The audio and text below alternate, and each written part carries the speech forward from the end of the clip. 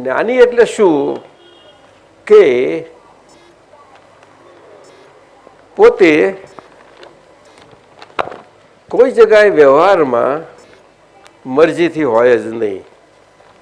શું?